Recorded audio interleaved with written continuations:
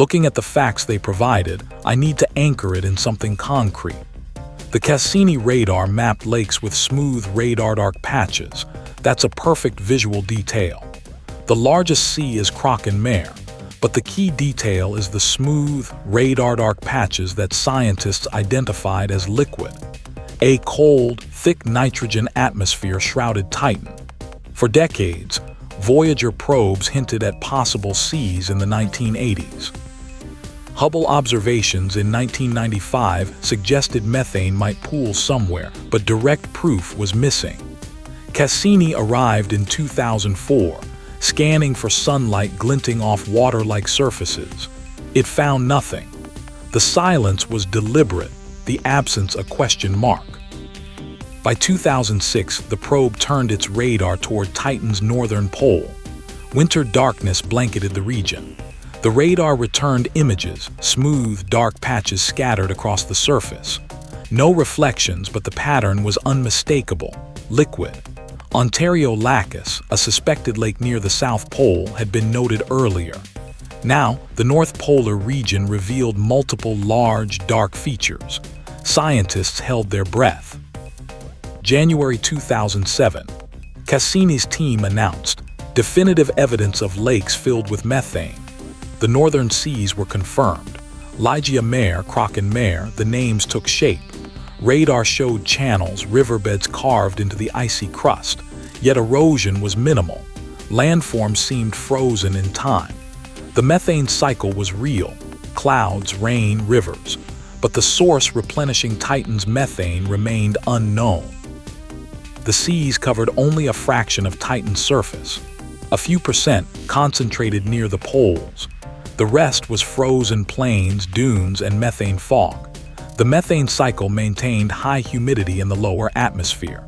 Evaporation from lakes covering just 0.002002% of the surface. Earth's oceans cover far more. Titan's seas were a quiet, persistent mystery. A world with liquid seas but not water. Just methane and the question that lingered: how did it stay there?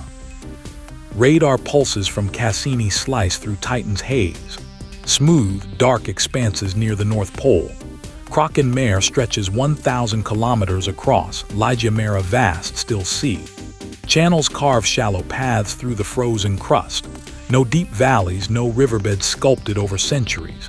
The surface holds its breath. Erosion is almost absent. On Earth, flowing water shapes landscapes.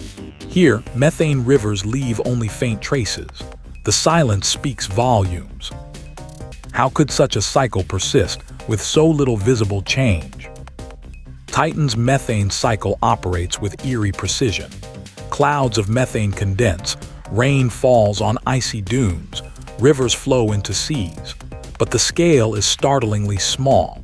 Lakes cover less than 1/100% of the surface. Cassini measured this, 0.002 to 0.02%.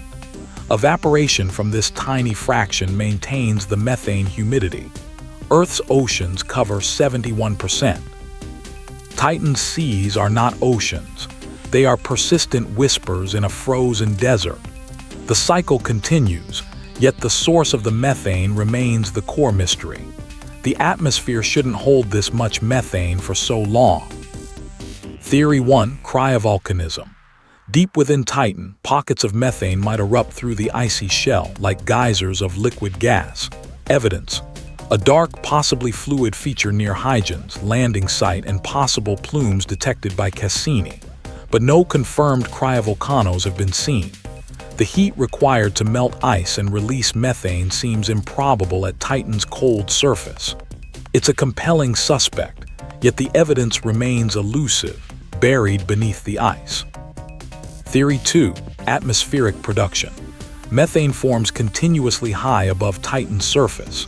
Sunlight breaks down complex molecules, creating methane. But the process consumes methane, not creates it. Astronomers calculate Titan's current methane should vanish within 10 million years. This theory demands a steady, unseen production line, balancing out the loss. The numbers don't add up easily.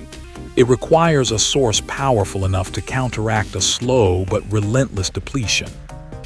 The atmosphere's methane seems perpetually balanced, yet the mechanism remains hidden.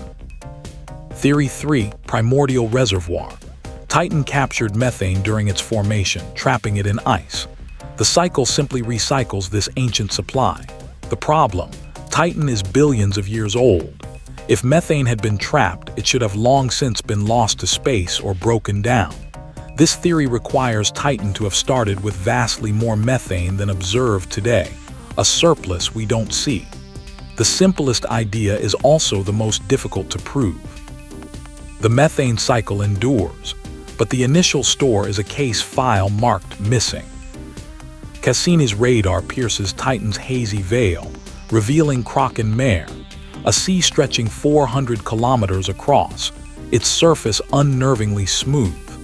Yet this vast expanse covers less than 0.02% of Titan's frozen surface. Most of Titan is a desert of methane ice dunes and towering water ice bedrock. The methane seas cluster like scattered dewdrops near the North Pole, not oceans.